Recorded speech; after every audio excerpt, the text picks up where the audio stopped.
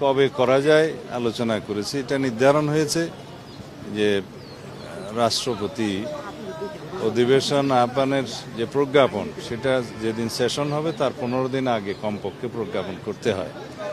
তো এই সামারিটা জাতীয় সংসদ সচিবালয় থেকে মাননীয় প্রধানমন্ত্রীর দপ্তর হয়ে রাষ্ট্রপতির কাছে যাবে।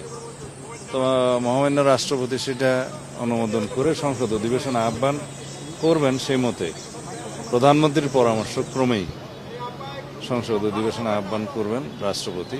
সেটা নির্ধারণ হয়েছে 12 তারিখে মার্চের সংসদ অধিবেশন আহ্বান করা হবে এবং সেই অধিবেশনে কি কি কর্মসূচি থাকবে, কার্যসূচি, অর্ডার অব দি ডে, সে বিষয়ে আলোচনা হয়েছে।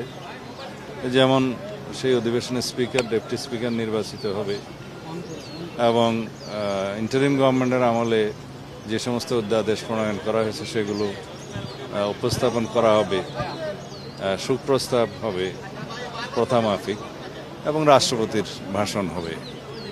আর অন্যান্য যে সমস্ত বিষয় থাকবে সেগুলো পার্লামেন্টের রেগুলার যেগুলো জব সেগুলো হবে। তো এই আলোচনা সেটা নির্ধারিত হলো। নতুন রাষ্ট্রপতি নির্বাচনের বিষয়ে আলোচনা হয়েছে না, সে বিষয়ে এখনো কোনো আলোচনা হয়নি। সেগুলা পরে সংবাদ আমাদের কানেও এসছে। আমি এটা খোঁজ নিতে বলেছি, তদন্ত করে আমাদেরকে রিপোর্ট সাবমিট করতে বলেছি। যদি সেরকম কিছু হয়, এটা আমরা এই সমস্ত বিষয়ে কঠোর ব্যবস্থা নেব। না, কিছু পরিবর্তন তো আসবে, একটু সময়